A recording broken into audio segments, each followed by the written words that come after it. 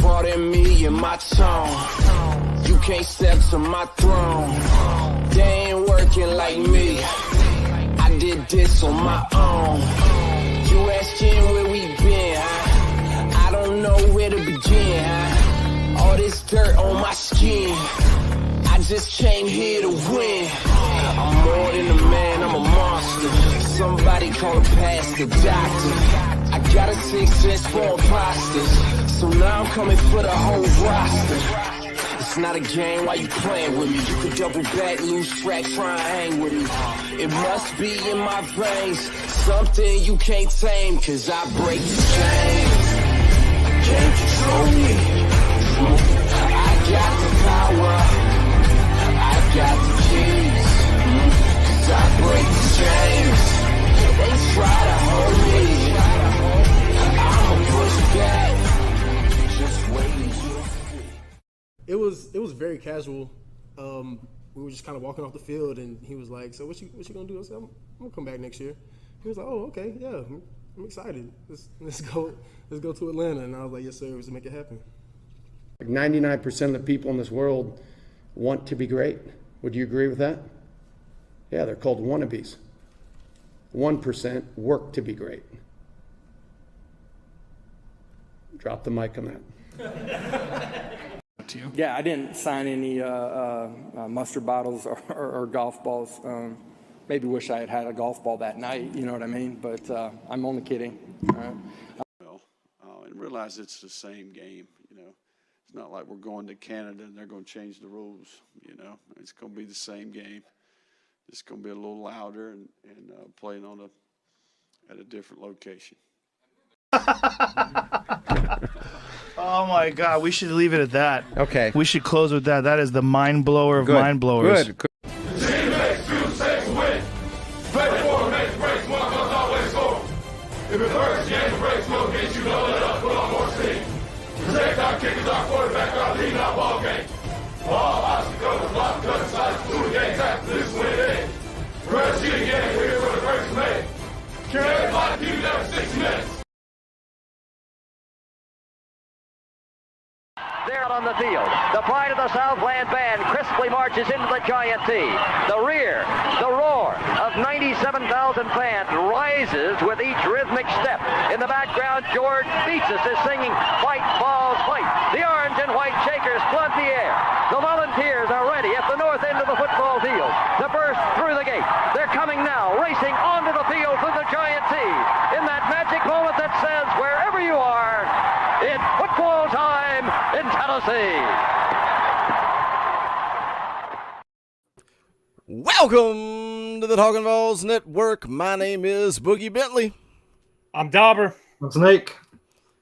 Tennessee takes care of business. It's freaking time to celebrate, man. It's time to celebrate. We're going to talk about this football game.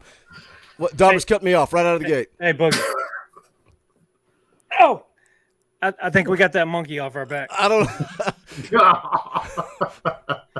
even know how to respond to that. I don't know how to respond to that. It's time to freaking celebrate, man. It's time to celebrate. And look, the way this game started out, and if anybody, Dauber, we should charge, there should be a membership tier.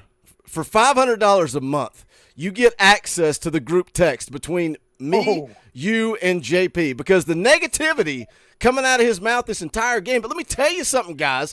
Right out of the gate, like as this game started to play out, as it started to unfold, I felt like the tables had turned. And maybe I'm crazy. Call me crazy if I'm crazy. But it felt like early that Florida was the team that knew they were outmatched. Florida was the team that their back was against the wall. Billy Napier's coming out and going for it on 4th down left and right out of desperation. At halftime, Billy Napier comes out of the locker room and he says, "We just wanted it to be a game in the second half. We're happy with where that's at." Snake, that sounds like somebody that's defeated before this football team ever took the field. It feels like the tables turned tonight and Tennessee got the W. Yeah. I think it was obvious from the play calling. Man, he was scared to death of us. It was so obvious. It was great. It was awesome. I don't know. I'm so pumped. Dauber, is that not what we said? Like in the text thread, like me and Dauber are like, Billy Napier's terrified, and JP's like, our defense is so scared of their offense, and me and Dauber are like, no, it's the opposite story, man. It's the opposite. Napier he was coaching to keep Tennessee's offense off the field because they couldn't hang with it, and that's something that we've said. This offense is going to get their points. Can the defense do enough? The defense did enough at Pitt. The defense, even though we'll get into it. We will get into it. They did enough tonight. The score looks way, way closer than this game was. There are some things we'll discuss, but hey, we did it. Got that dub.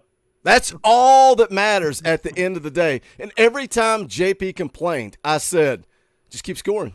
It does not matter. Just keep scoring. That's all that matters. We got the one stop and flipped it at halftime, got the score before half, and got the score coming out of half, so we were one up.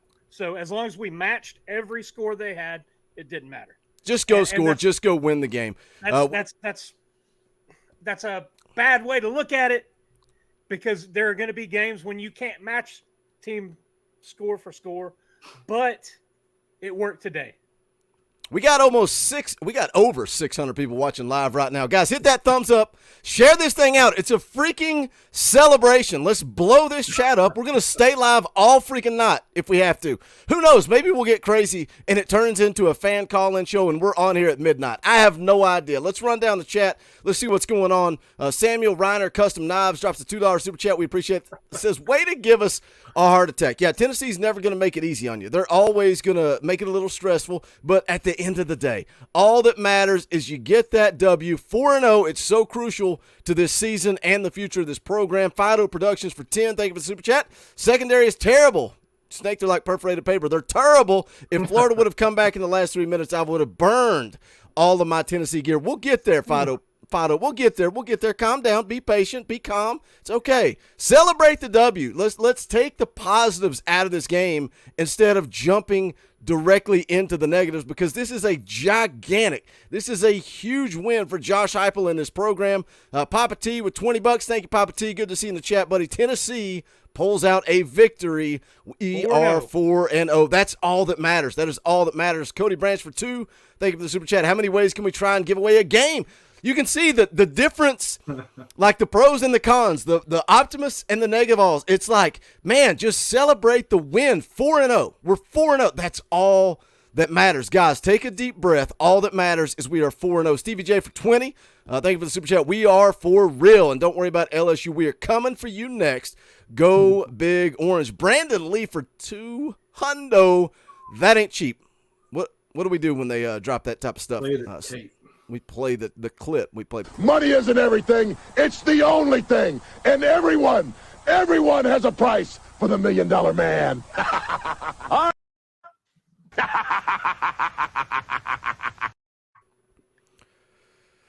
Thank you for the $200 super chat, Brandon Lee. Very, very generous. There must not be enough people in here. I'm not satisfied if the clip's not dying faster than that. There's not enough people in here. Guys, share the link. Why 650 people is a great post-game show. We should be celebrating. Maybe they're out in the streets. They're out there in Knoxville.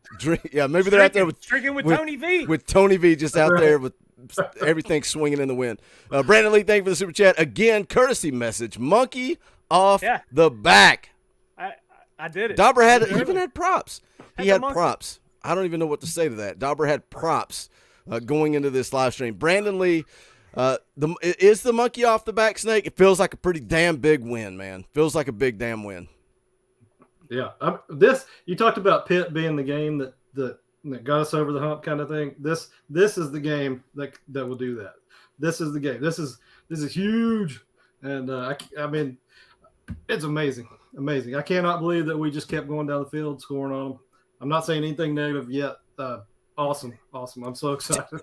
10 years from now, people don't talk about beating Pitt on the road. People talk about beating Florida at home. They talk about Checker Nealon. Yeah. They talk about Hendon Hooker putting this football team on his back. I made multiple videos this week and said Cedric Tillman likely out. I want to see Hendon Hooker pick up this freaking team, put them on his back, and go out and show that he's one of the best quarterbacks in the SEC. You can't Deny. 22 of 28, 350 yards, 2 touchdowns, 112 on the ground, another touchdown running. That's stuff of legends. That's writing the storybook. I was worried he was pretty dinged up after that one series when he got tackled, came up gimpy and, really kind of favoring the shoulder, grimacing, and then comes in with that 99-yard drive, taking him right down the field. I tell you what, guys, it is so refreshing to have a quarterback that is competent. And a quarterback coach, and an offensive coordinator, and a head coach. It's across the board. But that drive, Dauber, that 99-yard touchdown drive was the turning point in this game. And Billy Napier gets cute and calls a timeout thinking he's going to have an opportunity. And Hendon Hooker says, hold my beer. I'm going to show you what a legend is, and takes that foot. That was the turning point. And knowing that you're about to get the football back to start the third quarter, that was huge. Bane Frame becomes a member of the channel. Thank you for the support. Guys, if you like what we do, if you like the live streams, you want more of them. You want more streams during the week, Monday morning streams. We have been doing that lately. If you like what we do, become a member of the channel. You financially support what we're doing. We would greatly appreciate it. Just hit that join button down below. The Sammy P for 2, thank you for the super chat. We took our foot off the gas. I'm pissed about that. I disagree, man. You got an 11-point lead. You go conservative. You chew the clock, and you get out with the win, and that's what this football team did. Gavin the Gator for 2. What a game. Congratulations on the win. Go Gators. Thank you for the super chat, Gavin. Appreciate you coming in and saying that and eating a little crow. Wayne Stars for $50. That ain't cheap. Let's play the clip. Money isn't everything. It's the only thing. And everyone has a price for the $1 Million Man.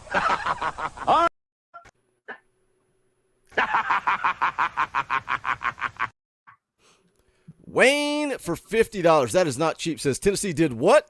What? Go Vols. Yes, got the win, got the dub. Wayne, that's all that matters at the end of the day. Shadowless Pokemon Dimes for 5. Thank you for the super chat. I said it's great to be a Tennessee Vol. Yes, it is. Thank you for the super chat. My man, I'm hitting all these super chats, and then we're going to dive right into this thing. We're going to talk football. Dylan Elam for 10. Thank you for the super chat. Rough game for our secondary, but I'm not going to criticize after a big rivalry win. Hendon Hooker 4-0 without an interception. I better see some orange in that Heisman race. Yeah, we're going to talk about Hendon Hooker. Man, just legendary performance for me. Dayon Cuberson for 5. Really, really good offensive game, but I don't give a – what's that? I don't know what that F stands for. About Rodney Garner's pass, he needs to get the D-line better at the pass rush. So pitiful. Look, he had a true freshman out there in Joshua Josephs that was making some plays.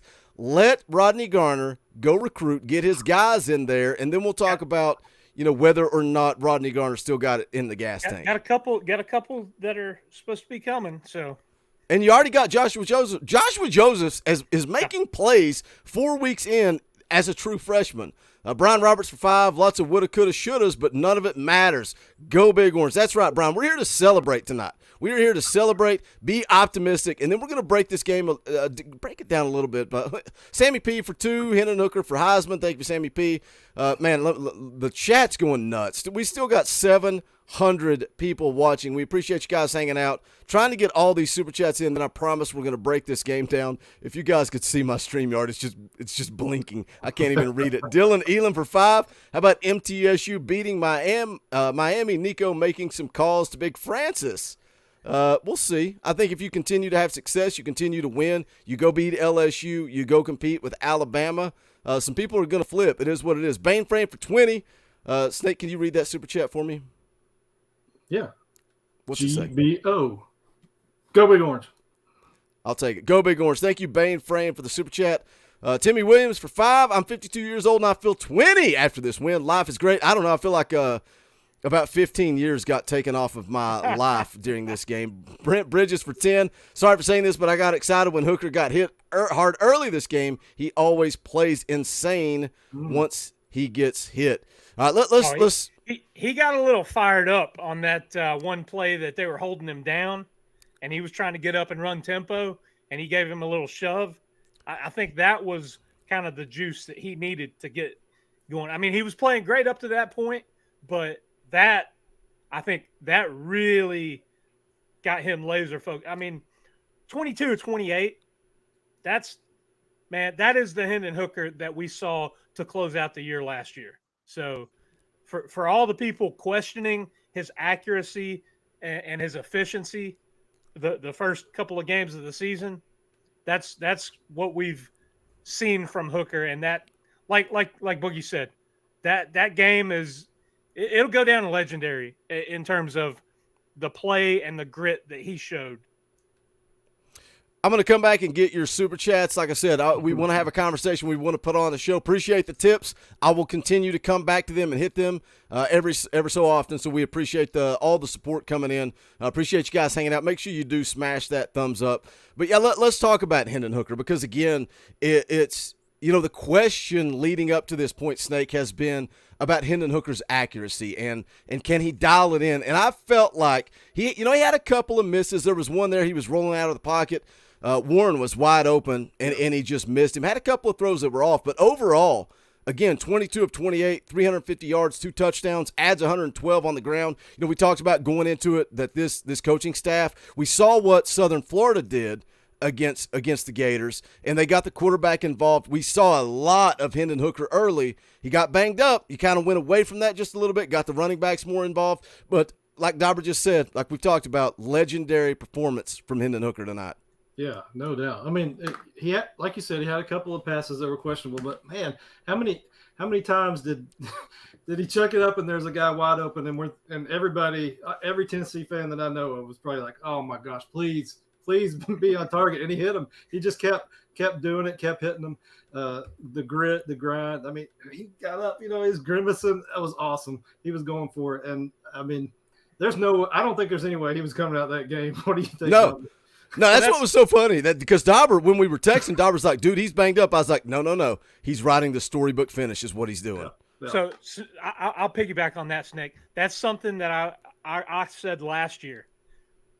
This offense and Josh Heupel and the scheme that he draws up to get guys running wide open.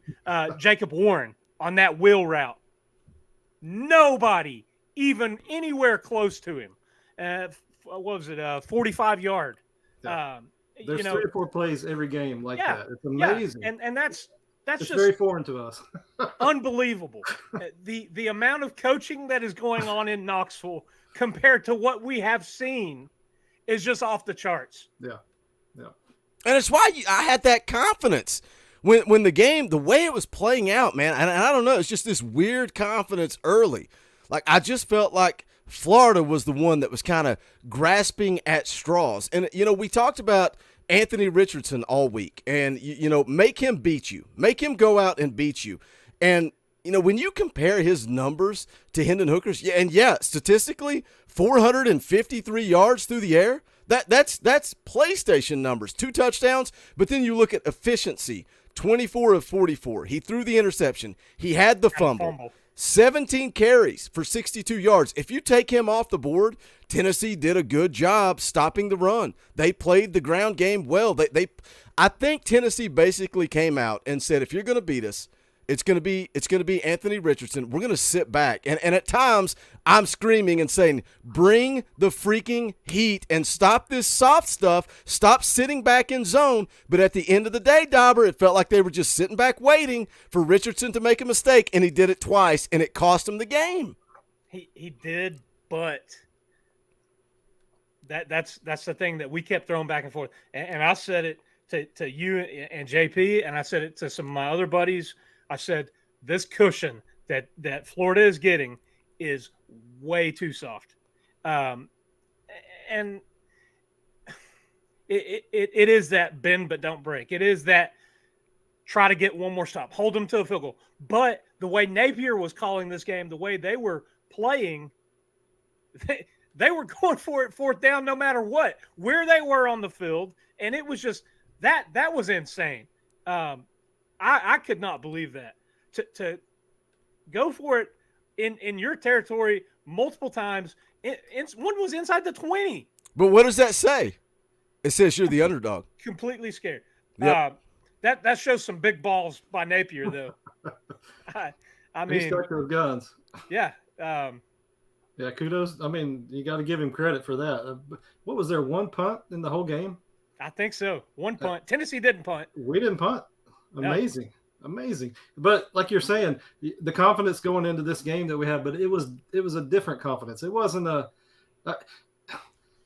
it was a confidence where, usually when we play Florida and we're complaining about penalties and there's one, there's a fumble or there's a play that didn't go our way and we think, man, that cost us the game. That was it. That was the play. And I didn't feel like that in this game at all. I just felt like, okay, let's come back and we're going to maintain this lead and we're going to be all right. Let me get on a little bit of officiating here, though. How did they review? How did they review those plays that were so obvious? I mean, talk about eating the clock and killing any kind of momentum, and it was just there was some horrible officiating. Yeah, they were questionable, but we don't have to sit around and say, man, if we would have gotten these 2 or 3 calls, or we wouldn't have had that fumble, these 2 holding penalties, we could have won that game. No, man, it's like it feels like we're over that junk, right? That's the difference in hoping you win and being the better football team. Well, I mean, you look at the first drive though, the first Tennessee drive, 2 big procedure penalties, and then you had starting to run tempo, and you had Fant on that little slant. Big play, pops it off, but then fumbles.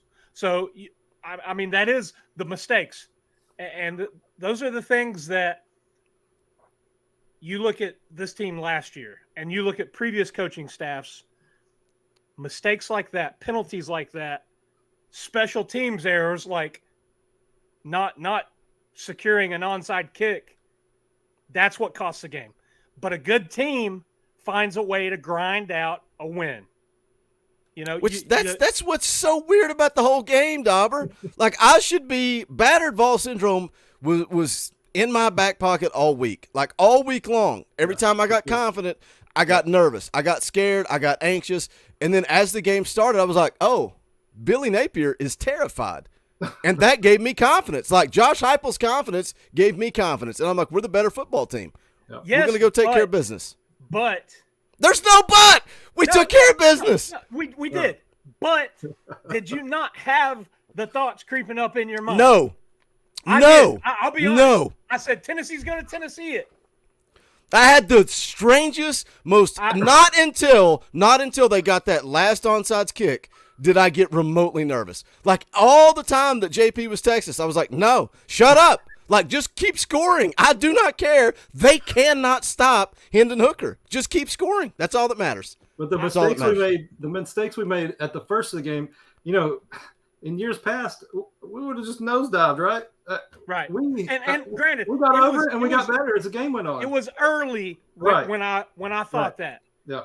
Once we, and especially scoring right before the half and then coming out of the gates at the half and scoring, I thought, okay, we're in the driver's seat because we were up 2 scores, and I did not think that they could hang with us because the way the game was going, the way that Florida was calling the game, and as scared as Napier was coaching. I will say that I do agree with you that I had way more confidence after the drive right before the half, and then they answered after the half too. But even the first drive, like when Princeton Fant fumbled, I was like, okay, here we go, like typical Tennessee. But I was like, it's fine. We're going to be fine. Like I don't know. It was very, very, very eerie. Joel, for $50, that ain't cheap. Money isn't everything. It's the only thing. And everyone has a price for the $1 Million Man.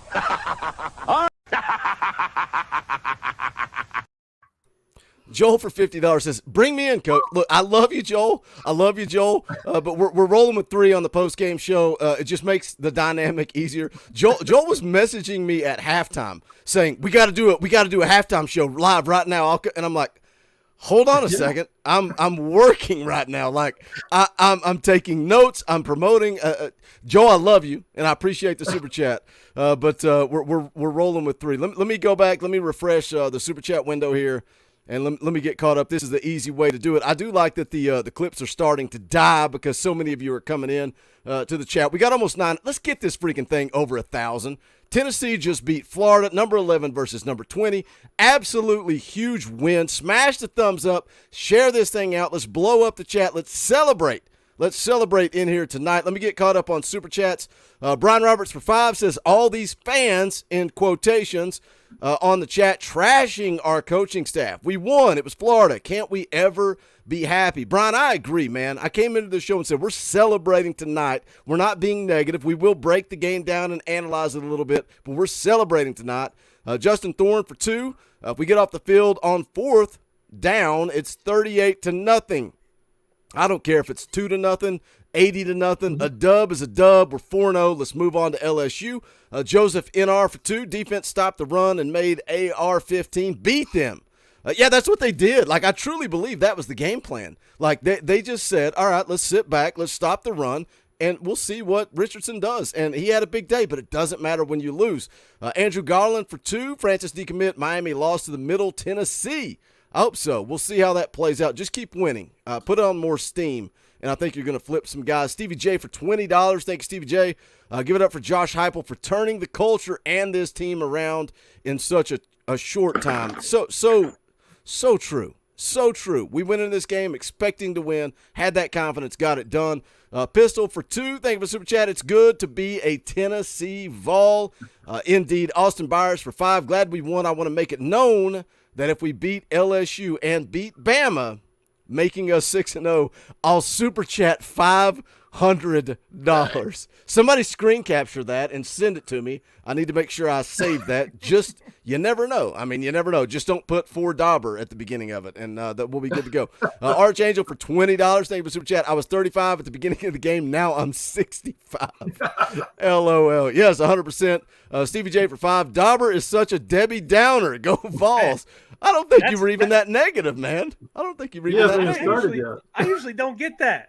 That's reserved for Snake and JP. I know, man. Like usually you and we were in alignment in the text message. We got the monkey off our back. I said it.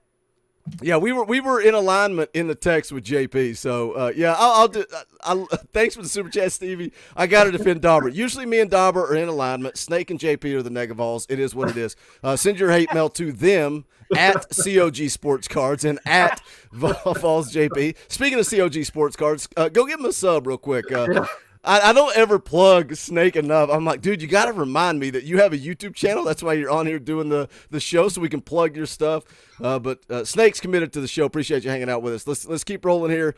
Charlie for 5, huge win. I can't even see straight, but I want Willie Martinez in the unemployment line by Monday. Guys, we're gonna talk about the secondary. Trust me, we're gonna talk about the secondary. Joel for $20. Joel's not satisfied. He's like, let me keep paying until you let me on the game. He said, let me sweeten the pot a bit. I got to shout to the world. We just beat Florida. Well, I did it for you, Joel. Thanks for the Super Chat. Ralph Keith for $50. That ain't cheap. He doesn't say anything. He just says, Boogie, play the clip. Money isn't everything. It's the only thing. And everyone has a price for the $1 Million Man.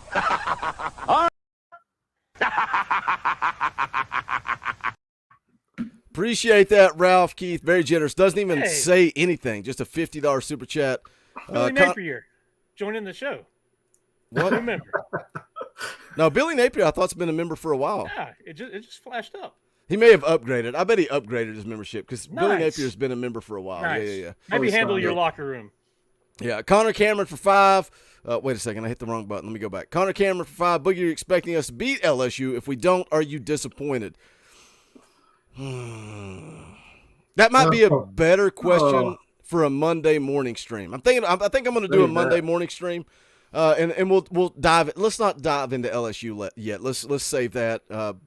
Yes, Connor. Yes, I'm expecting to beat LSU. Xavier for 10 says it's great to be a Tennessee Vol. My voice is gone. Love all you guys. The X Factor is turning up tonight. GBO. I bet X Factor's taking those 99-cent shots.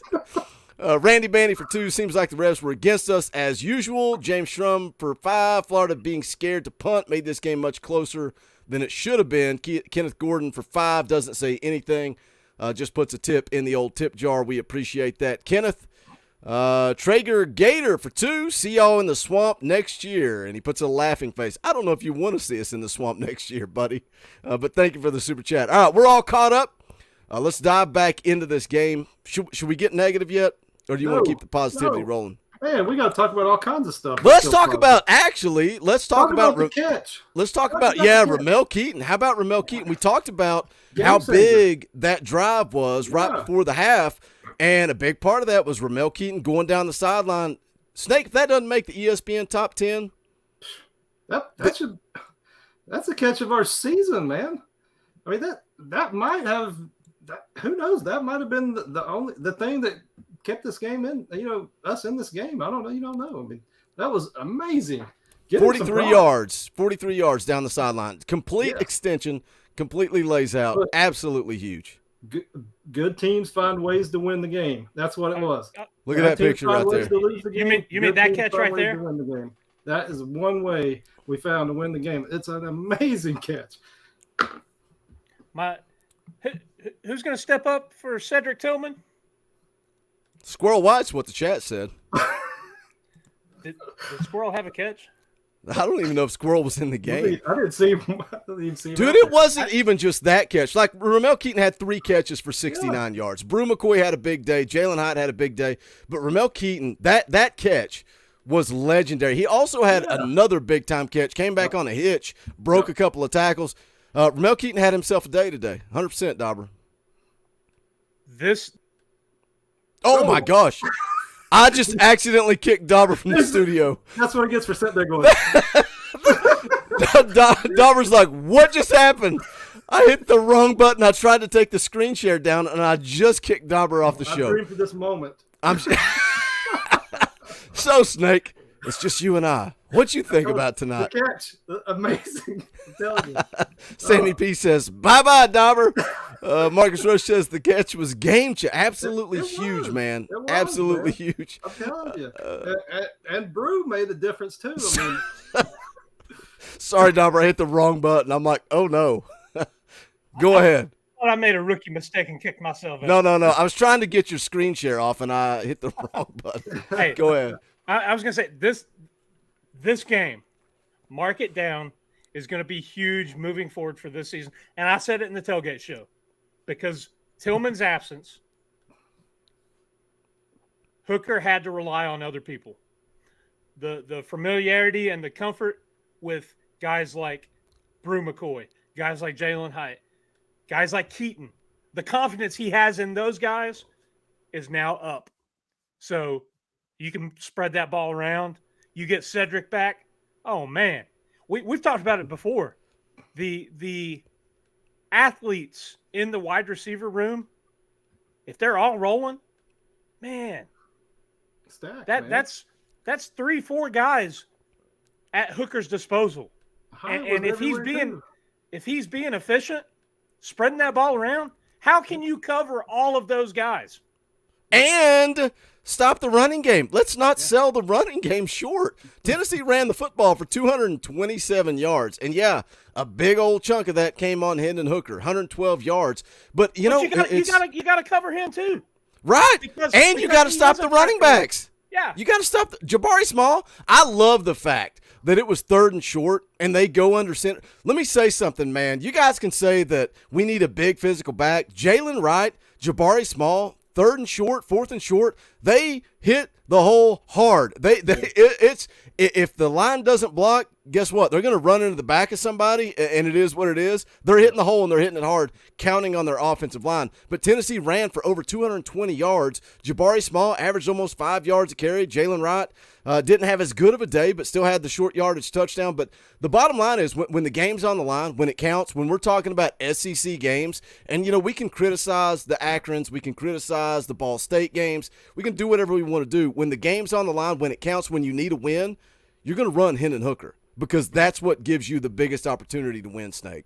Yeah, and I was really negative on the O-line going in this game. I didn't think that they were going to be able to hold their own against Florida, and I was really impressed. Super happy to see how well the O-line played. I don't know about you guys, but I thought, I just thought the whole offense stepped up the whole game. So. What'd they give up? Maybe a couple of sacks, and even in that, I don't think it was really the O line that folded. I felt like it was kind of a coverage sack. Nobody was open. Hennon was looking around and didn't get rid of the ball. A couple times. Yeah.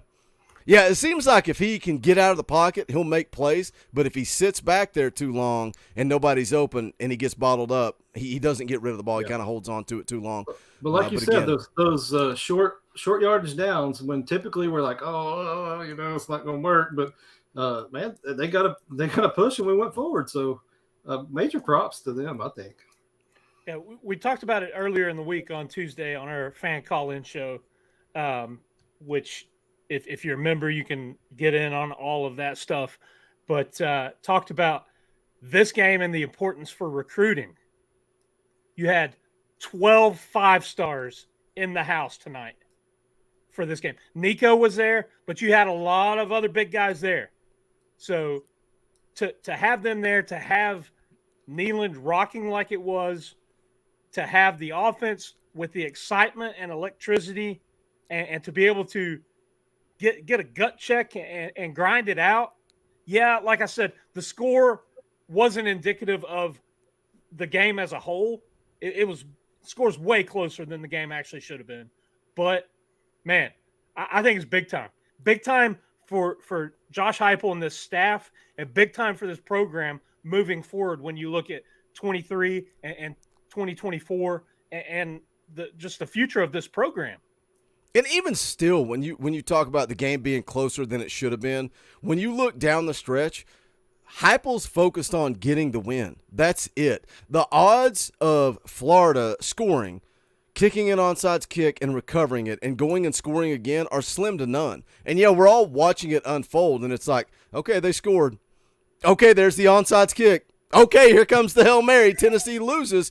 But none of those recruits are saying that. Those recruits are saying, man, what an atmosphere, the energy, the noise. Like, it was so loud. I love Danny White that, somebody tweeted out and said, Danny White, if it's third down and you don't, if you want us to be loud, play turn down for what? He said, only if you break the decibel record, that first third down, here it comes. And the crowd goes played nuts. It later in the game too. Yes, and the crowd responded. They played it on that third down where Florida was pinned deep late in the game. Danny White gets it, man. Danny White gets it. The atmosphere was electric. It's everything we could have wanted. College game day was there. Tennessee, Florida was the talk of the town, and nobody's going to sit here, none of the recruits, nobody's going to be talking about, Josh Heupel should have thrown the ball late in the game. I can't believe No, all they're talking about is Tennessee got out with the win, man. Tennessee beat Florida, and things are heading in the right direction. Yep. When we go on the road to play LSU in a couple of weeks, look, every one of us is going to be sitting here predicting Tennessee to win, expecting Tennessee to win. Bring Bama to town, Tennessee 5-0, and let's repeat. Let's repeat today. Let's repeat the atmosphere. Let's repeat the electricity. Let's go dark mode. Let's black out the stadium. Wear the dark mode unis, and let's get nuts, man. Let's get nuts because it feels like Tennessee is freaking back, and it's because you know how I know it's true, Dauber? I know it's true because this guy at the bottom of the screen placed a $20 bet for Tennessee to lose, and he only does that when we're back. And when he told me he did it, I said, what does this mean? Does this mean we're back, or does this mean you're nervous? And Snake, what'd you say? I think I said I was nervous, right? No, you said we're back. We're back. Oh man, wouldn't you have liked to have been there, Neyland? Though, oh my gosh, I would have loved to have been there. I would never have gone, but I don't know. I can't. How awesome was it? Somebody tell us in the chat. Were you guys there? I don't know. It was amazing atmosphere. They checkered it. That's awesome. But still, man, I'm sure it's going to be a party in Knoxville. We got orange on one side of the street, white on the other, because they're not allowed to, they have to separate, right? So, man. I think they can intermingle after the game. JP said that I texted him this morning. I said, did you find tickets? He said the cheapest he could find were over $300.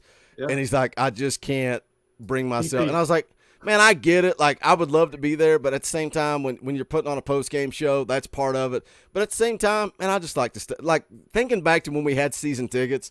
By the time the end of the year rolled around, I'm kind of like, man, it is a full day ordeal. The money, the driving down, driving back. But man, I don't know. Today would have been pretty electric to be down there and see it. Let me catch up on Super Chats. A lot of you guys. Oh, 100%. 100%. Hey, we're making memories right here, man. Yeah, I'm making memories with 800 of my actually 900 of my closest friends. But if I really want to make memories, I want to see 1,000 people in the chat. We've not had 1,000 people in the chat for a post-game show since Jeremy Pruitt got fired. And that's embarrassing. This is a huge win. This is a monumental win. If you guys want to celebrate, let's share the link. Hit the share button down below and post it on Twitter. Post it on Facebook. Call your aunt, your uncles, your grandma. Tell them we're live, and let's blow this chat up. Let's sell. Like, it really pisses me off that we only want to get together for the heartbreaking losses. I think there may have been more people here when we lost to Ole Miss. Let's freaking celebrate the win. It's such a big win. Let me get caught up on Super Chats here. Let's see. Where are we? Billy Napier for 2. I told y'all I told you if y'all won, I would join the elite. See, that's what's happening. Billy Napier bumped to the elite. So he bumped his membership. I like it. I do appreciate Billy Napier for being a man of his word. He's like you said, Dauber, he should probably go check on his locker room. Tyler Richardson for 2. BVS was real last 4 minutes, but thank sweet little tiny baby Jesus. That's my favorite, baby Jesus. Austin Byers for 5. Thank you, Hendo Cinco and the Vols for a good birthday present for my son. He turned 3 today and loves the Vols. Happy birthday to your son, Austin. Thank you for the super chat. Stevie J for 5. How many recruits saw that? It's likely to How many recruits saw that? It's like to play at Tennessee. Likely, I think is what he means. Recruiting will be wild now. Yeah, huge. Nico was on hand. Tons of talent. Dauber ran off some of the talent a little bit earlier. Just a lot of 5 stars on campus today. I tell you, offensive guys are going to see Keaton's catch and be like, man, I want to go there and ball out. They're going to see Hendon Hooker's stats and say, I want to go there and ball out. M5 for 5. What do you think about the refs, especially RTD and theirs? Richardson was 3 yards over, and they had to review. Yeah, and even, I thought Small. I think it was Small. Or I can't remember who it was. He was in the end zone. But it's like there's so many bodies. I'm like, there's no way. They're going to say they don't have enough evidence. It doesn't surprise me. Calvin Black for 10. Nothing to say, just a tip. We appreciate that. Joseph NR for 2. Billy Napier going for 2 down. Going for 2 down 11 was bizarre. Yes, it was. Good for him. Good for him. I love when a coach makes stupid decisions. I'm like, okay. And then the commentary team's bringing it up later in the game, which makes it even better. Philip Scow for 2. Walk in, out of Neyland now. Still can't believe it. Enjoy it, Philip. Enjoy the moment. Ryder for 5. Go Vols. Offense balled out. Didn't miss Cedric. Secondary so horrible. Bad execution or bad play calls by Tim. Let's get into that in just a second. We're 42 minutes in. Let me get through the rest of the super chats. We'll come back to that. Atomic Gasman 213 for 5. Great win tonight. It's time to take 2 weeks to get healed up and get ready for LSU. Would love to get Go Vols trending. Phantom King for 2. It was the Vols sign back up. Go Big Orange. Feels like 98. Sills 6XD for 2. That run by Hendo was a Heisman moment, in my opinion. Man, we can get into that too and talk about whether or not Hendon Hooker should create some buzz for that Heisman Trophy after the way he played tonight. Let me catch up here. Josh O for 2. Why throw late versus Akron but give Florida a chance? Well, because you're trying to get reps for Joe Milton. You're trying to get reps for your backups. That's why. Florida, you're trying to chew the clock and get out with a W. That's the difference. Samuel Reiner, custom knives for 2. 2 top 20 wins. Hooker for Heisman. Xavier for another 5. We definitely flipping Carnell Tate. Go Big Orange. I hope you're right. Xavier. Let's talk about the defense. Let's get critical. We've celebrated for 45 minutes. A lot of people in the chat are pissed off and full of piss and vinegar. We'll feed them a little bit. We'll talk a little bit about it. Dauber, we were talking about it in our text thread. We came into the game kind of saying Tim Banks needs to be aggressive, bring the house, bring pressure. That's not really the route they chose to go. They chose to bring 4 a lot and kind of sit back and play a shell defense. You agree, disagree with that? What are your thoughts on Tim Banks' game plan and him as a defensive coordinator 4 games into year 2? They definitely kind of played a lot of zone and tried to rely on the front to bring the pressure, which midway and later in the game they were getting there. I think, had a couple sacks, a couple rushes, but at the same time, if you're going to do that, I don't think that cushion can be what they're giving. I mean, I've got some notes here. 23-yard pass play, 39-yard play, all the fourth downs. It seemed like we were sitting back on those too. I don't know. Banks has got that big cushy office and is making the big bucks. So I guess he gets to make those calls. But yeah, I think you let a quarterback throw for 400 and whatever, 30, what Richardson have? Passing like 400 and some yards.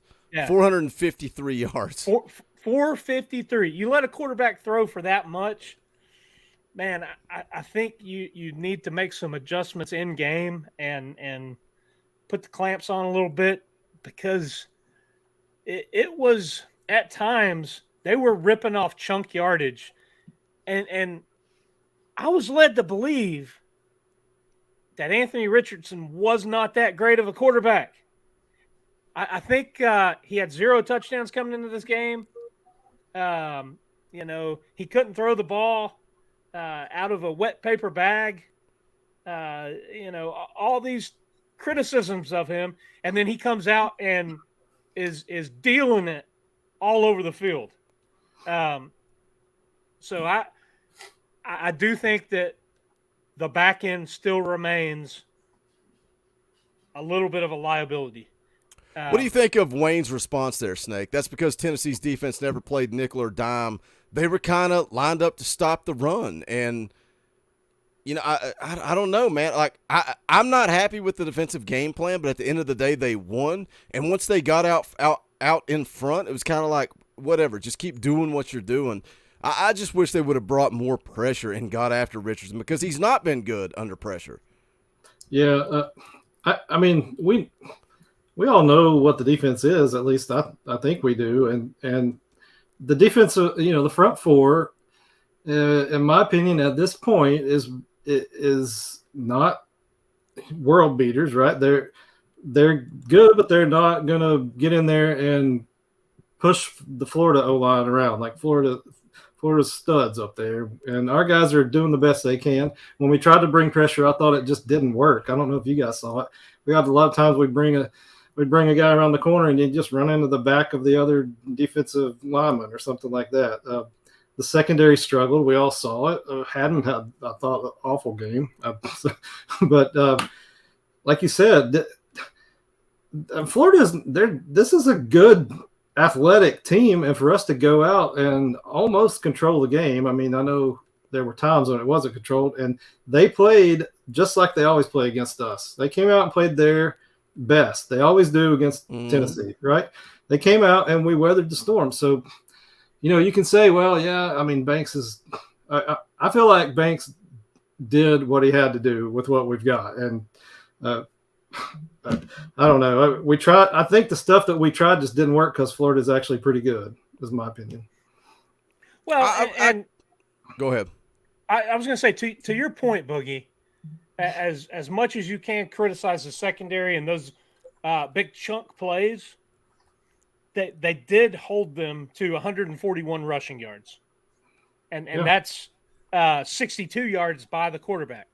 But that goes back to what Wayne said, where they were not really in nickel or dime. They had 3 linebackers out there a lot, focused on stopping the run, and that's what they did. They stopped the run, but when they dropped, that they just could not. Secondary's not very good, man. It is what it is, and that's why I've been trying to sell you for 2 weeks on just bring the dang house And if they burn you, they burn you because we're going to answer. And that's why I had the confidence today, because I knew the offense was going to answer. And I was kind of like, all right, Tim Banks is sitting back and letting them nickel and dime their way down the field. Freaking get after them and force mistakes. And that's when the game turned, was when you forced Richardson to fumble. You forced the interception late at, when the game's on the line. I feel like you could have forced more mistakes versus letting a quarterback that's not very good sit back and throw for 453. The thing for me, and I'm looking forward to going to bed tonight and getting up tomorrow or at some point this week watching the game again. But I want to pay attention to the fourth down plays, because I think somebody said it earlier in the chat. You get off the field on what were they, 4 of 6? Or something like that. I've got the fourth stats down. up. Yeah, they're 5 of 6. 5 of 6. I mean, that's ridiculous. You talk about extending drives. Third down is supposed to be the killer. Can't get off the field on third down. But the way Napier was coaching this game, I mean, he was all in from the opening kickoff, and if you. I mean, even half of those, if you stop them, somebody said it's a 35-point game. Yep. I think if a frog had wings, man. So yeah, I think those fourth down calls. I want to look at those plays specifically to see if maybe you make an adjustment there. You see, it's a fourth down, man. Stop and get off the field instead of sitting back and. Because a lot of those they picked up pretty easily. Yeah. There was one that was a 4th and I can't see it in my notes. They're all over the place, but it was they had a couple that were 4th and shorts, but one was like a 4th and 8 or 9 or something, and they picked it up. Yeah, I think Terry's mad in the chat. I think thanks for with what he has. We won. Look, we were positive for 50 minutes. We're talking about what the concerns we had. That's all we're doing, Terry. It was. I don't know. You guys might not agree with me. I feel like the defense was set up basically to contain Richardson from running. And he had his career day. He had his career day. And we could not get outside of him. We could not contain him a couple of times. We had him dead in the water. He just brushed us right off. But half of the plays he made was when he was almost in the grass, right? I mean, he made some really good plays. So, I mean, props to him, I guess. But we won the game. That's all I care about. Players make plays, and we knew going in. We talked about it all week that Florida's going to be Florida in this game. They're not going to come in and roll over and play dead. Yep. And Richardson had the game of his career. And guess what? Tennessee still won. And the score could have been even worse than it was. That's kind of been the storyline 4 games into this season. Like, Tennessee did everything they could to let Pitt beat them. And guess what? They got out with the W. They gave Florida opportunities. They got out with the W. And that's all that matters. But we're going to point out things that we see in the game. Let me catch up on Super Chats. Josh 0 for 2. Disagree. Get the first down and choke them out. He doesn't want to run the ball late. He wants to throw it all over the field. Marcus Rush for $20. That ain't cheap. Thank you, Marcus. In Auburn, visiting my daughter, so I had to watch at a bar. The only UT fan there yelling like crazy. They are not going to forget me. I love it, Marcus. He says, great win, but the defense gave me multiple heart attacks. Yeah, I'm pretty sure they're killing me a week at a time. Connor Cameron for 5. The staff is different. We aren't giving away games like we used to. Is Kentucky the next biggest game this season? Ooh. I think LSU's the next biggest game, right? You got one on the road in Baton Rouge. The next game's the biggest one. And then Alabama. Look. Coach speak. It is coach speak. But look, when you're winning, when you're doing what you're supposed to. Look, if Tennessee sucked, we would skip right over LSU. We would skip right over Alabama and go find the next game that you can compete in. We got to beat Vandy and Kentucky. Yes, Tennessee's freaking good enough now that every game matters. You go beat LSU, and let's bring Alabama to town 5-0. Take care of business, and then things work themselves out for the third Saturday in October. And that game in a couple of weeks against LSU is going to be a toss-up, man. I think somebody said in the chat that the ESPN FPI is like 50-50. It's a freaking toss-up because you're going on the road to take on a good football team with a lot of talent. At a tough place to play at night. Hostile environment. LSU is as hostile as it gets, but Tennessee's going to be in the football game. They're going to have an opportunity. That's why it's the most important game on the schedule because it's coming up next. RJ Carter for 5. Why wouldn't we kick a field goal in the final drive? I don't even know where they were at. I don't know.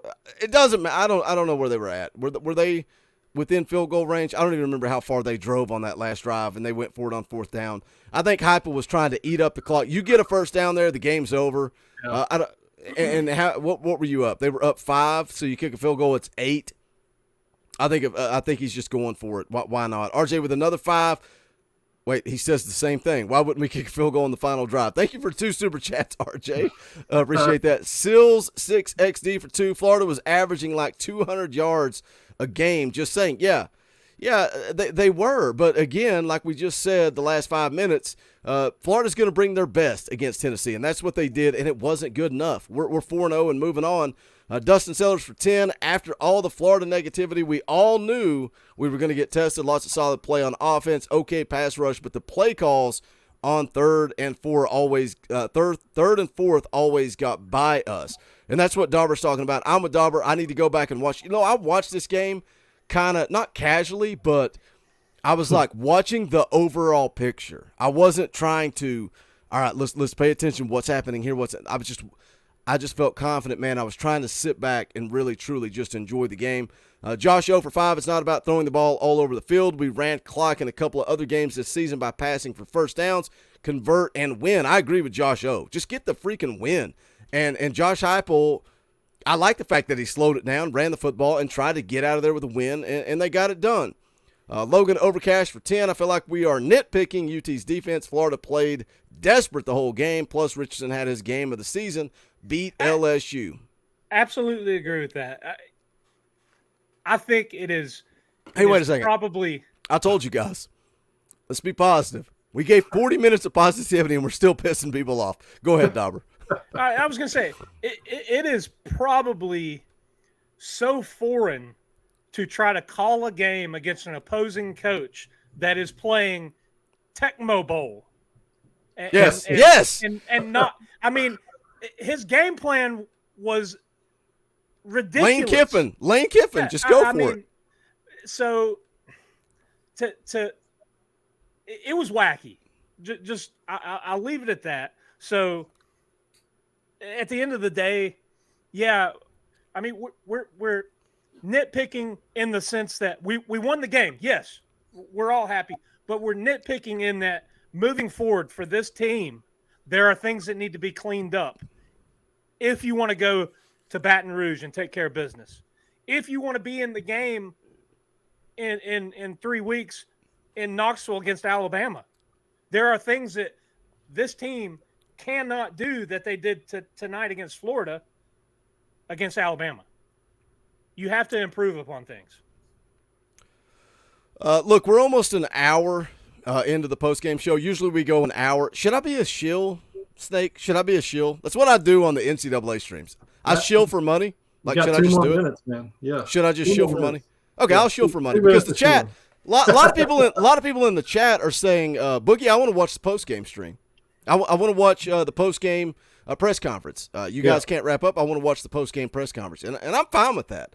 And I'll make Dauber and Snake work overtime. But around the NCAA streams, we got a little gimmick that we do. If you want a little bonus material, we need $100 in Super Chat. So starting right now, moving forward, if $100 in Super Chats come in, we'll watch the post-game press conference. If they don't come in by the time we finish up this next little bit of conversation, then we'll move on and wrap up the show. But I'm going to chill a little bit. Why not? It's a big win. Let's put a little money in our pockets. Pro-capitalism, right? Jeff Puckett for 20 says, guys, they didn't want AR to beat them with his legs. They wanted him to beat them passing. Zone DB's eyes on QB. Man back is to QB. Man, I cannot read. Zone DB's eyes on QB. Man, their back is to QB on their man. Yes, I agree, Jeff. That was the game plan. And AR went out and dominated. He threw for 450 yards. But you got out with the win, so that's all that matters. Tyler Coggins for 5. Go Big Orange. I was at the game, and it was so electric. Thank you, Tyler, for the super chat. Awesome. Let me – my only complaint about that game plan is the cushion that was given. It was just too much. The pitch and catch for Richardson, who has struggled throwing the ball all year, was too easy. There were a lot of his pass plays that were, I mean, heck, the three of us probably could have made because the DB was so far off in coverage, and then didn't make a tackle. Yeah, there were a lot of missed tackles by the secondary on those pass plays that they were playing so soft coverage. Yeah, they had a touchdown early, and it was, I think, Kamal had missed a tackle. I think Trayvon Flowers missed 2 tackles on the same wide receiver. You're talking about the play that was having missed them both. Yeah. 3. Yeah, that. Oh, Hadden had a bad game, but who are you going to play over him when Warren Burrell was out? And I said last week maybe we're starting to see why Warren Burrell's starting. Because Christian Charles didn't look very good. Kamal Hadden, he's looked good up to this point. He had a rough game tonight. D. Williams has been out. I think Ruckus was out there for a while. Like, who are you going to start over these guys? Like, who are you going to start over? Let's hope some of these 5-stars that were in the house tonight were secondary guys, or you hit that transfer portal. Let's go. Well, we need some immediate help. You've got some good ones, but I don't know. Keep outscoring them. Keep outscoring them. We don't have to worry about it. We can. There you go. Maybe that's the philosophy. Here's the thing. They need to be pushing each other to get better. Yeah. Mountain Doom for $50. That ain't cheap. Look, I said you guys had to raise $100, and I think we're pretty much already there. Thank you for the super chat, Mountain Doom. But that ain't cheap. We got to play the clip. Money isn't everything. It's the only thing. And everyone has a price for the $1 Million Man.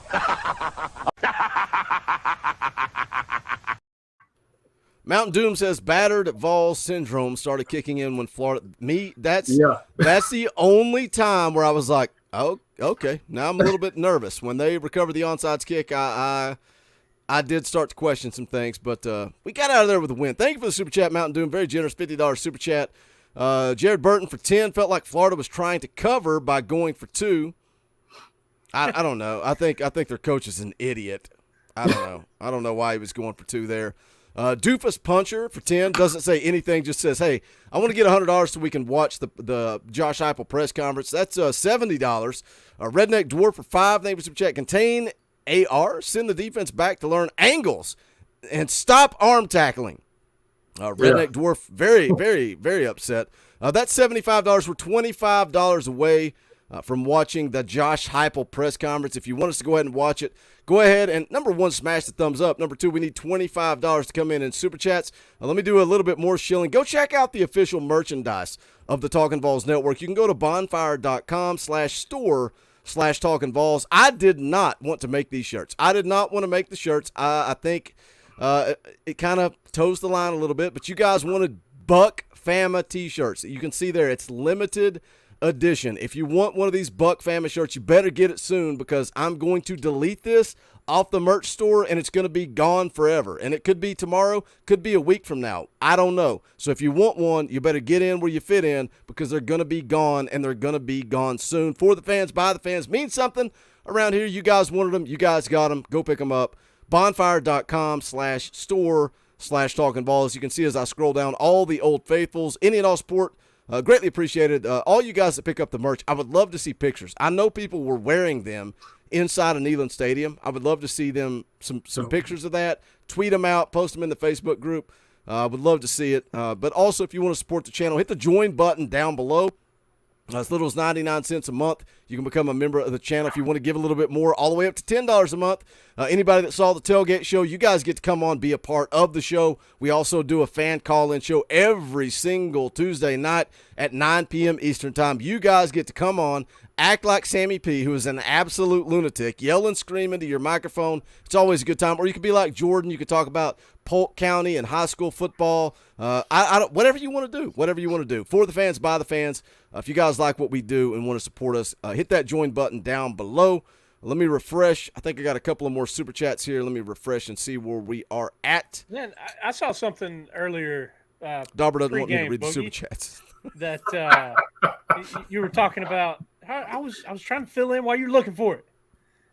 So somebody was saying that there was a Talkin VAWLS sign at game day. And I saw somebody, and I asked them to take a picture, and they never posted it. Yeah, Was it really? man, I told you, I like you said, I love to see pictures of people repping the Talkin VAWLS with their merch or posters and stuff like that. Yeah, I had kids bouncing off the wall, screaming and yelling and crying, and I'm like, wait, Talkin VAWLS. I'm like trying to rewind game day. Take a picture, write it down. I don't care what you do. Justin Fleming becomes a member of the channel. Hey, we appreciate that, Justin. Hope to see you on the fan call-in show Tuesday night. One quick reminder, I'll be live tomorrow night at 6:30 p.m. Eastern Time. Going to play some NCAA football, but also we talk Vol football for 3 hours. So if you want to talk about this game in more of a laid-back fashion, you guys can see when there's 800 people in the chat, it's hard to hit your comments or really kind of just hit the super chats. But Sunday nights, it's more of a dialed back stream, and I kind of just go through and read everybody's comments all night long. It's always a blast. So come hang out tomorrow at 6:30. Orange Cillian for 2 says Pruitt and Butch lose that game 10 out of 10 times. Yeah. I don't disagree with that. That's why it feels like it feels different. RJ Carter for 2. Hope Hooker is okay. Glad we got a bye week. VFL Willie for 2, doesn't say anything, just a tip in the tip jar. We appreciate that, Willie. Dustin Sellers for $20. That ain't cheap. We are all nitpicky because these are the things we've seen for years. 3rd and longs, costly penalties, iffy clock management at the end to give them a chance, but we have the fight to get the win. That's the difference. 100%, Dustin. And there's nothing wrong with doing a post-game show and nitpicking and talking about the things that are concerning. That's being a college football fan. It's what we do. Connor Cameron for 5. Is this getting over the hump? Do we continue to batter the Gators? What do you think, Dauber? Are we over the hump or do we still have a long way to go? Hey, momentum goes a long way. We've talked a little bit about 2023, and you're losing some pretty big key pieces. We'll have to see how this team continues to develop and see, you hope you've got another handful of games where you get some younger guys, some second teamers, some run and some more game experience. But I tell you what, from what I've seen 4 games in, this coaching staff, they're coaching their tails off. And I do feel that if you look at what Josh Heupel came into, where they are, they're still overachieving. We're talking about a team that, people were saying 5 wins last year. And very well, a couple bounces of the ball a different way. I mean, they could have got 9-10 wins. And they're competing, they're improving. That's the thing that is amazing to see is that they're putting in the work. The coaching staff, the players, they're getting better. Tyler Skidmore becomes a member of the channel. We appreciate that, buddy. Thank you for the support. Let me see if we're caught up on Super Chats here. I think we might be. One more from VFL Willie for 2. Thank you for the Super Chat. Says, Flowers got ran over multiple times, got a man up. I felt like Jalen McCullough struggled too. Look, you guys easily raised. You easily raised $70 or $100. So we're going to go ahead and play Heupel's post-game press conference. We appreciate the support. Kyle Borchers for 5 should have had Brandon Turnage in there. He can tackle. What's up with him? Dude, he was in there and got torched. The one time I saw his number, he got burnt. So I don't know how much he was in there. I'm like, Dauber, I want to go back and watch the film and see what happened. But the one time I saw 8 in the game, he was getting burnt. So be interesting to see what happens there. Redneck Dwarf becomes a member of the channel. Look, guys, I'm not going to keep shilling. I'm going to play this press conference, but that is the number one way you can support this channel. If you like the content that we bring you, become a member of the channel. You can give, look, we have 15,000 subscribers. We hit 15,000 this week. We're already well on our way to 16,000. Well on the way. If you like what we do, 15,000 people join this channel at 99 cents, a dollar. Like, what can you buy? I don't think you can buy anything for $1, but you can become a member of this channel for $1.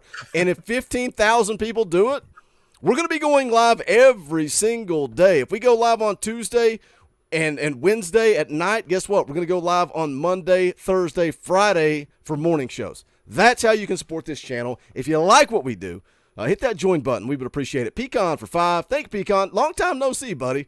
Good to see you in the chat. Thank you for the $5. Bays is telling them what to do. Congrats on 15K. Appreciate it, Bays. Let's listen to Josh Heupel post-game press conference, see what he had to say. And we will call it. Coach? Hey, man, what a great night on campus in Rocky Top, man. Like, fan base, unbelievable energy.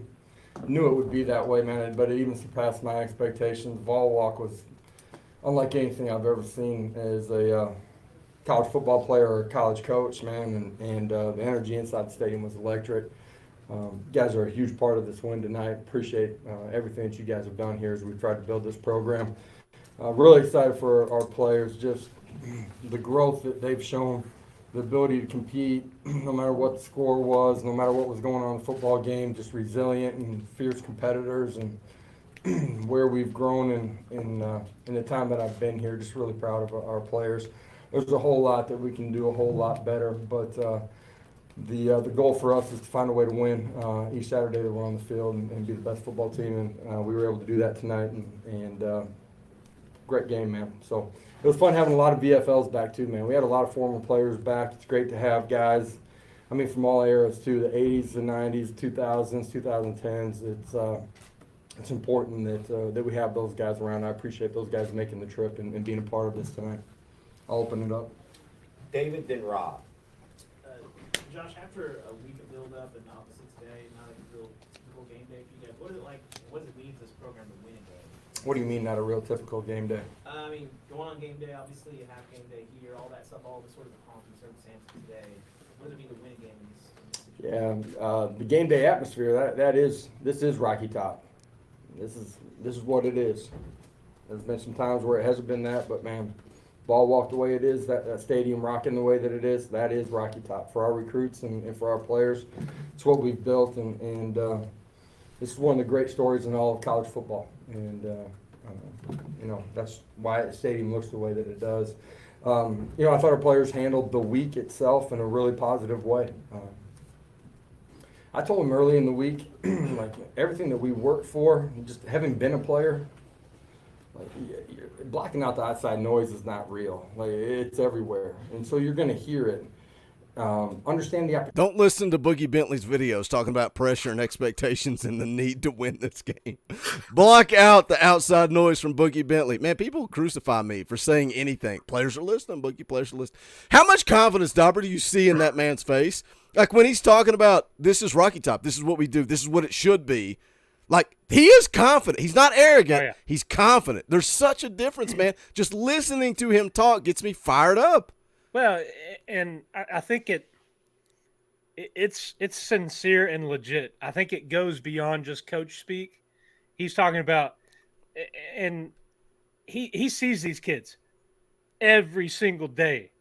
I was talking with a buddy at work, and one of the things that he was telling me, Heupel comes in the mornings and stands at the top of the stairs in the athletic complex where they come in and either get training or I think have some tutoring, that type of stuff. And he said one of the highlights of his day is greeting each one of his players and talking to them. You know, he is right there. He's a leader.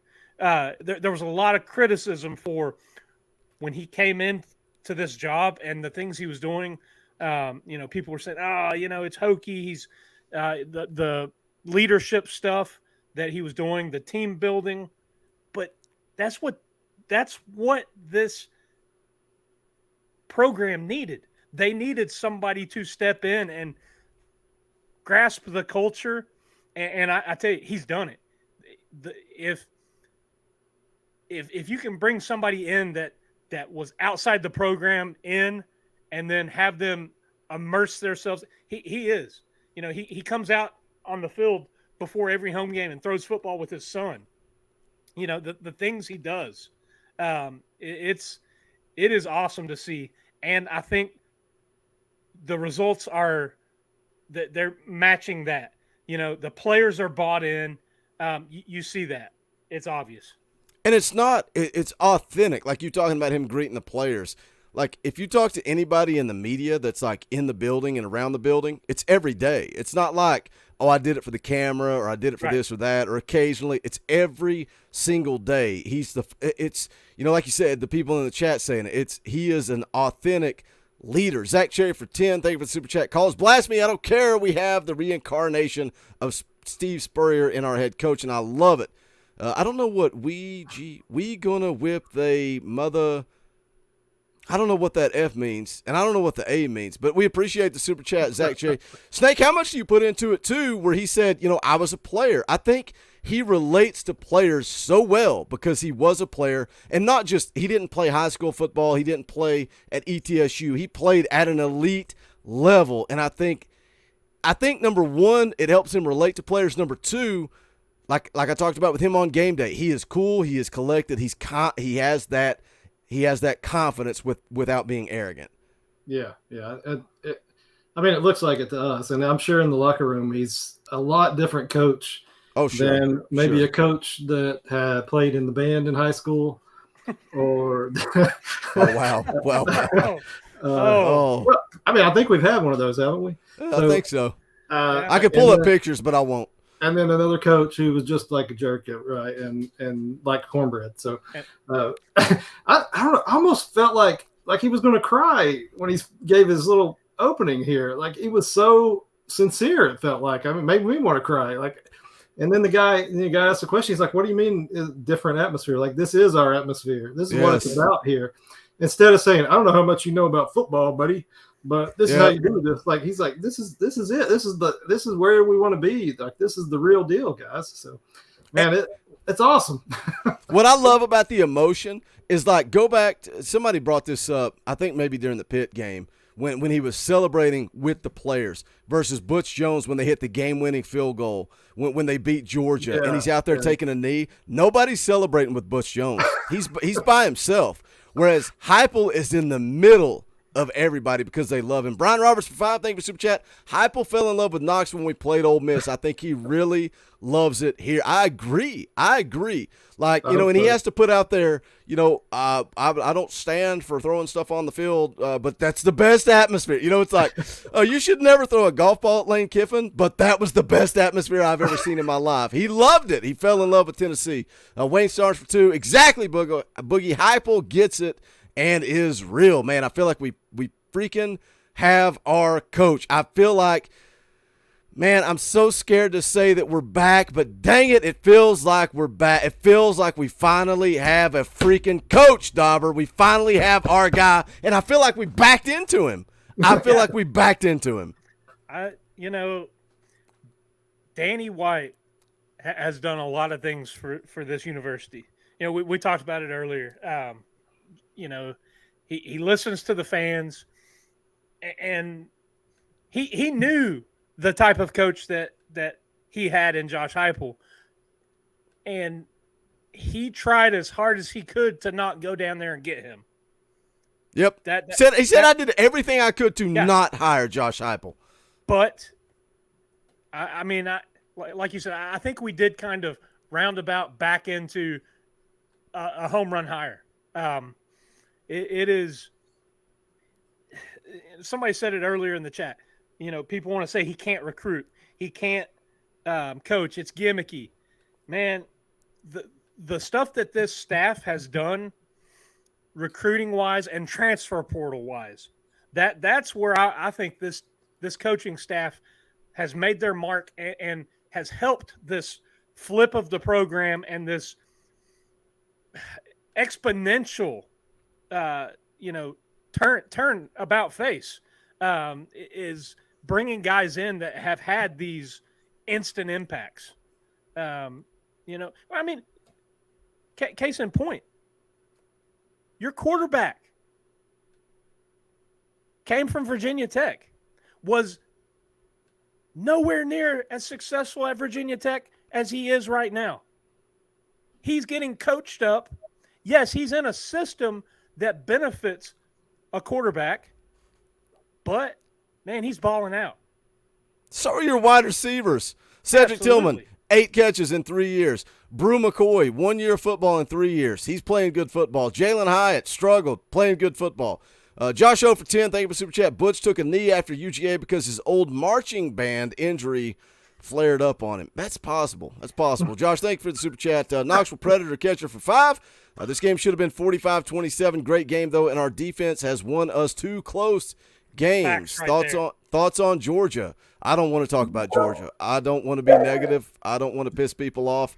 I don't want to talk about Georgia. I would much rather talk about LSU and Alabama than I would Georgia. Tennessee Homestead for 5. GBO, enjoy the win. That's where I'm at, man. I think we should just sit back and enjoy this. And, yes, we have issues. And I see people in the chat saying, we're not going to have success. The last 5 minutes of that game was a disaster. What would you do? You're up, 11 with like 3 minutes left, 4 minutes left? Run the football, chew the clock up. Who cares if Florida has to score, convert an onside kick, and basically throw in a Hail Mary, and you guys are not happy because Josh Heupel elected to chew clock. Do you understand the percentage, the odds for Florida to go score, kick an onside kick, and throw a Hail Mary? Slim to none. And I know you're sitting there with your butthole tight because you're so freaking nervous because of Battered Vol Syndrome that you can't see straight. You're so freaking terrified, and you saw the touchdown, you saw the onside kick, and now you're ready to fire Josh Heupel, fire Tim Banks, fire everybody in existence. Let's freaking calm down and enjoy the win and move on.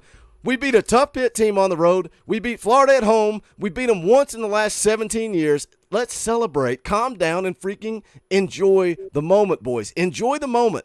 But if you spend so much time pissed off because every single thing didn't go perfectly, you're going to live a life like JP. You're going to be miserable Saturday through Wednesday, and you're going to enjoy Thursday and Friday, and that's it. Let's enjoy this Saturday night with 830 of our closest friends. Let's listen to the kid here, Elijah Allen for 5. Says, I said it's great to be a Tennessee Vol. Let's just enjoy the moment, boys. Let's enjoy the win. Tennessee's 4-0, likely to be ranked in the top 5, and freaking people are pissed. Like, what do we want? Snake, what do we want in life? What do you want? A year ago, 18 months ago, we're at rock bottom. Jeremy Pruitt's fired. Half the dang team transfers out. We have long snappers. We have long snappers playing linebacker in spring camp. That's where we're at. And here, just 18 months later, my voice is gone. My voice is going out because I screamed at my TV because I love this football team. And sometimes we get on this channel and we're negative and we nitpick. But dang it, sometimes you just got to sit back and enjoy the ride. Enjoy the win. Enjoy being ranked top 10. Robert Nolan in the chat that's so freaking pissed he can't see straight. He's ready to fire Josh Heupel. He's so irate. We're never going to win. Hey, we don't deserve to be here. That's what he's saying. Just freaking enjoy it, man. Tennessee's going to be ranked in the top 10, and you're too concerned with being in a YouTube chat with 3 morons in East Tennessee that don't know their head from a hole in the ground, and you're upset. Calm down and enjoy the ride. Let's hear more from Josh Heupel. Thank you for being here. Hit that thumbs up. Opportunity that you've created for yourself, right? Like what the game's going to look like and the opportunity we have. College game day being here, the stadium, the energy, all of that. Understand what it is. And now it's about your preparation. And I told the players today when we got done with our walkthrough right before we got on the bus, man, soak it in. Enjoy a moment of ball walk. Enjoy what it looks like running out that tee today.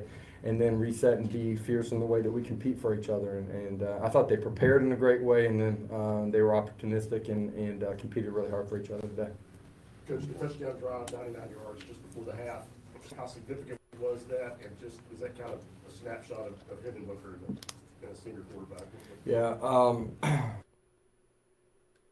Come on, Obviously internet. huge in the way that the game played out, right? We score on that one. We score in the beginning of the third quarter. We're in some long yardage situations during the course of that drive. Got it going, made a huge play with Ramel down the sideline. There were some big plays in the football game. Man, Hendon played his butt off tonight. Like, he played. Did you hear that? He sounded like Dauber. He said, man. He sounded just like Dauber. At an elite level. Decisive with the football, accurate with the football, intermediate, short, long. Used his legs at the right time, created big plays there, and just a tough competitor, man. And offensively fed off of him all night long. David, pass. I know we talked about it earlier, Dauber, but how much is this Hendon Hooker just being a baller, man? Just being an absolute baller and going out and taking care of business. And the injury, I've not seen. Obviously, we've been live immediately after the game. I've not seen anything. It just adds to the story, adds to the legend. For sure. We talked about it before. Does he play himself into some of the Heisman talk? 22 of 28. That's efficient. That's still has 0 interceptions on the season. And when you talk Heisman, you don't talk about Ball State and Akron. You talk about Florida's. He protects the football, and we talked about some of his misses against Pitt and against Akron. They were balls. He's had a lot of drops from wide receivers, but some of those misses have been balls that could have been caught only by the wide receiver. He's put them on the sideline, and they're, just a fingertips out of reach. He is playing at a very, very high level right now. I think this system and this coaching staff, they have done wonders for this kid and his potential to play on Sundays. Make a practice squad or get a backup role somewhere. He can spin it. I see people in the chat, man. I'm going to struggle tomorrow making a day after video. My voice is almost gone. I see people in the chat saying make a Hooker for Heisman shirt. I can't do that. I refuse to make shirts that kind of are off of a player's name without having that relationship with them where they make money off of it. I can't put his name on a shirt if he's not getting paid. Let's hear more from Josh Heupel. School in Austin. Josh, Cedric's been such a big part of things for you ever since you've been here. Obviously tonight wasn't Nobody was happier in the locker room than Cedric was. Well, in that boot well after the game on the field. But just your reaction to the way Brew and Ramel and everybody else stepped up. Yeah, it's a team game, and we love Ced and recognize what he brings to the table. Somebody goes down, I don't care what position, what unit it's on, it has to be a next man up mentality. You've heard me talk about preparing for your opportunities so that when you get it, you're ready to take advantage of it. I thought Ramel did a great job tonight and made big plays, won his one-on-ones, executed extremely well. And obviously with Ced, bye week here, we'll see where we're at, but hopefully we can get him back for the next one. Can you talk about Hendon's toughness? I know you went to the injury tent a couple of times and just went up there and just gutted through it. I know you talked about the game, but just to see him kind of look in his eyes in between when he went out there and just how much he was pushing through and cutting through and playing well. And then secondly, you seem to kind of hold them down on the ground, at points in the game. Talk about your rim defense. Hendon, fierce, played like a warrior tonight. We had a lot of guys that did that, but Hendon was relentless in the way that he competed and obviously was well enough to play the way that he did, and played at an unbelievable elite level. Defensively, I have not even looked at the stats here. I don't know what their rushes were, but I thought for the most part we handled the run game extremely well. There were a couple times that we let them come out the back door on some of their zone read concepts. The quarterback hurt us a couple times early. we didn't get to them as much in their max protection as we needed to. They were able to hit some shots down the field, but I thought we did a good job against the rush against them. See, it's okay to criticize. That's what Josh Heupel just did right there, that they didn't get home as much as they wanted to. Jared Burton for 2, thank you for the super chat, says Heupel calls games like it's Madden. I love it. Yeah, just go deep and throw it to Ramel. He'll go score. The Manning curse is over. Was Peyton Manning in the house tonight? I didn't see him. Was he in the house?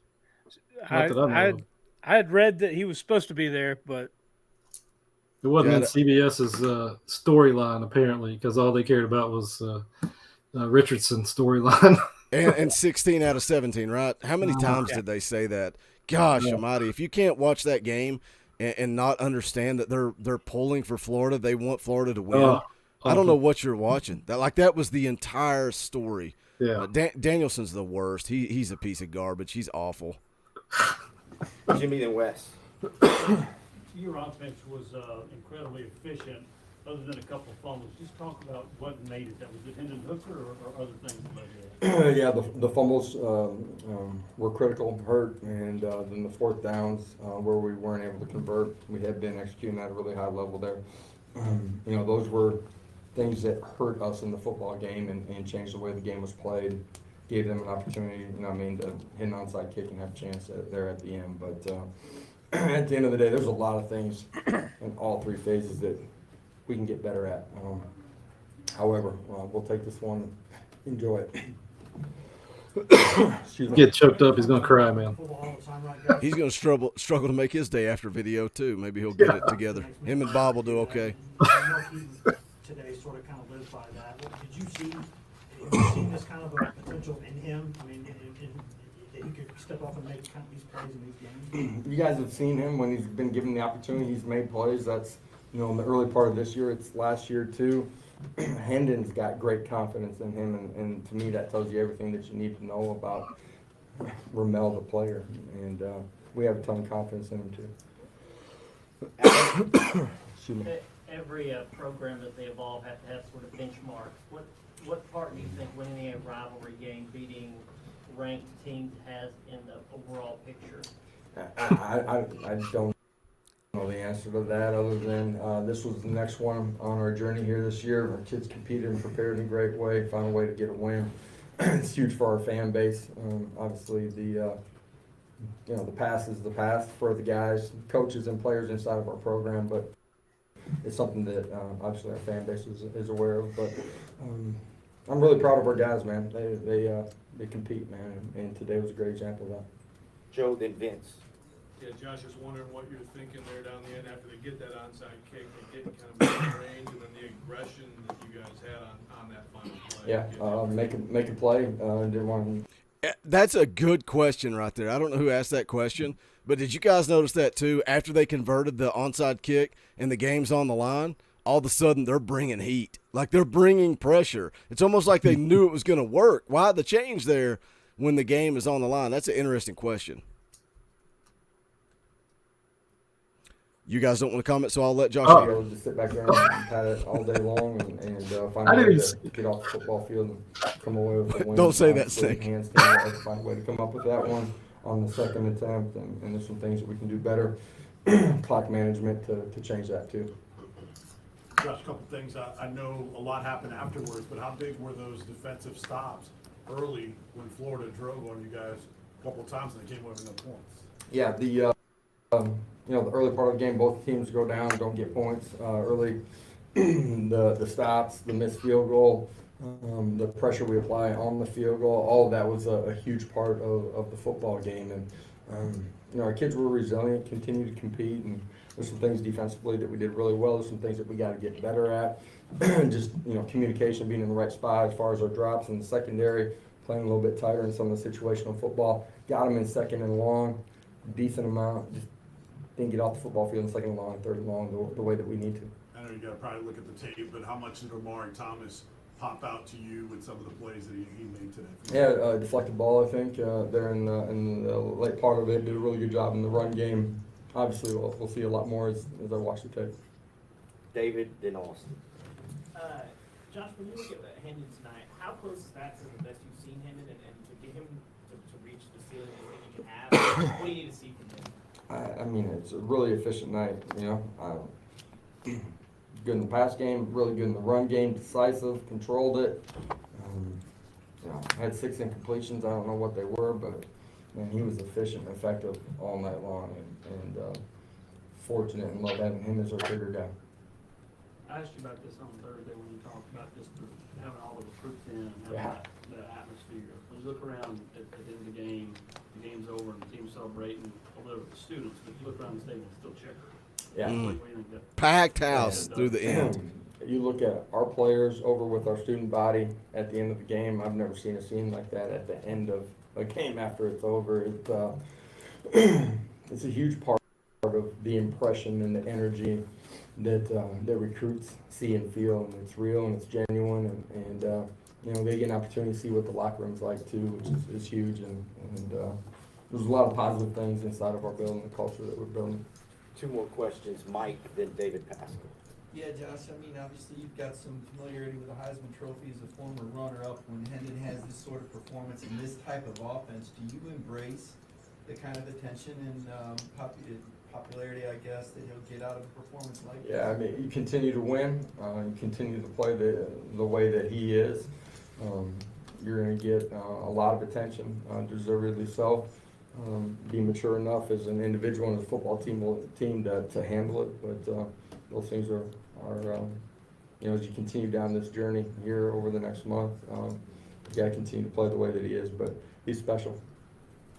Josh, you've got one of the earlier buys in the league or open dates in the league. Do you like that, given the schedule, or do you wish y'all could keep going? I know you got You never get to control it. You never know if it's going to be the right time.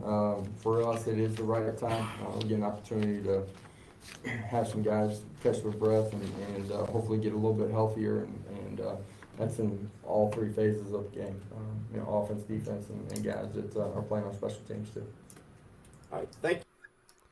That's it from Josh Heupel. What do you guys think here as we wrap up this stream? We talked about the importance for this football team to go 4-0 in September, and at times it almost felt like a pipe dream, right? Can this team really, truly get to 4-0? And when you look at the schedule the rest of the way, it lines up pretty nicely to get to 8 wins. And I think that's the floor almost at this point. You look at UT Martin, you look at Missouri, South Carolina, Vanderbilt. Those are games that you feel pretty good about. Kentucky, call it a toss-up. On the road against LSU, maybe call it a toss-up.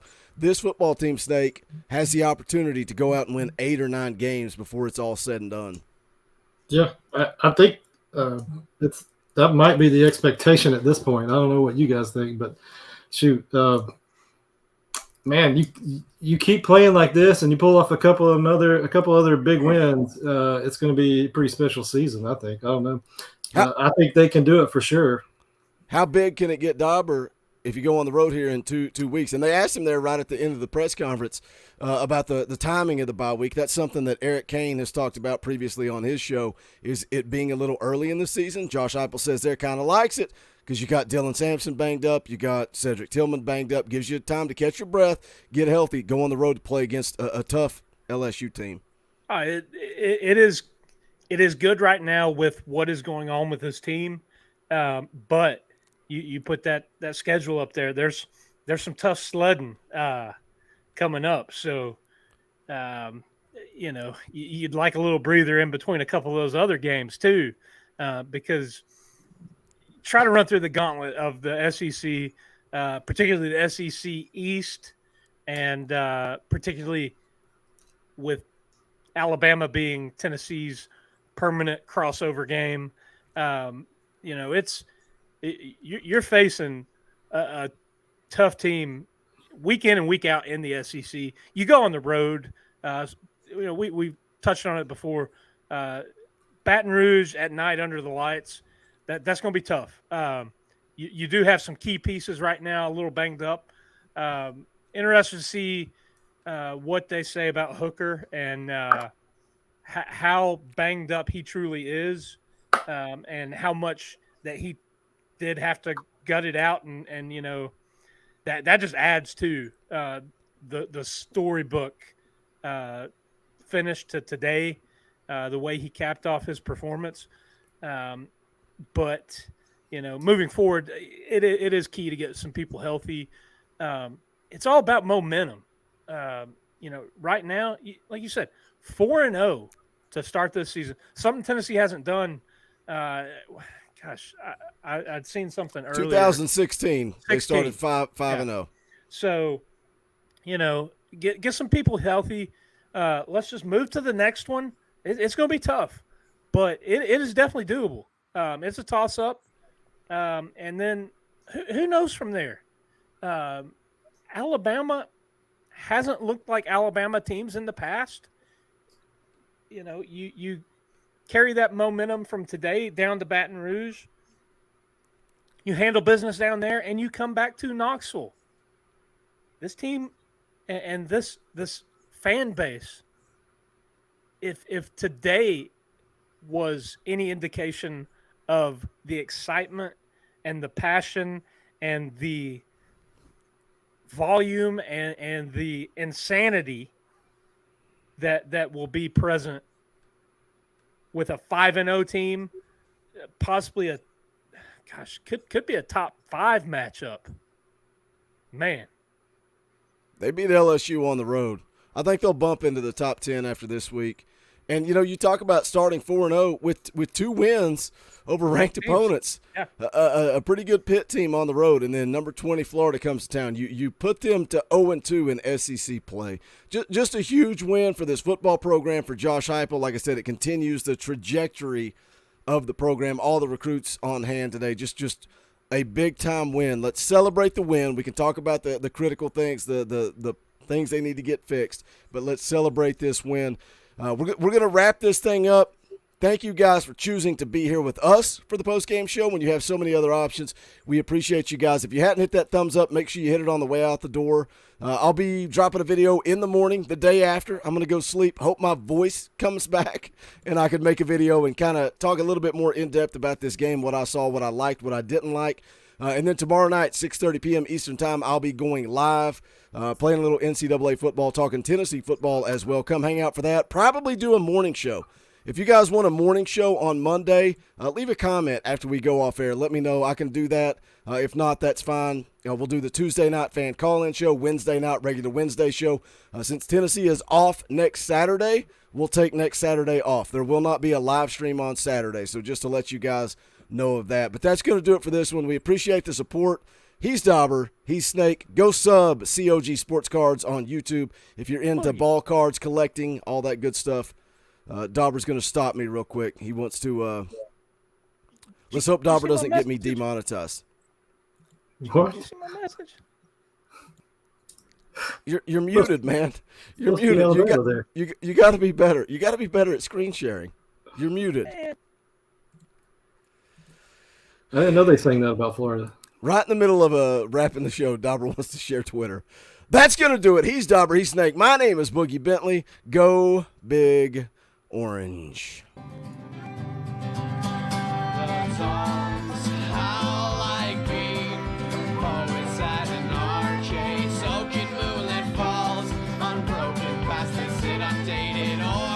That we call home, and it's night and I'm alone and I'm alive.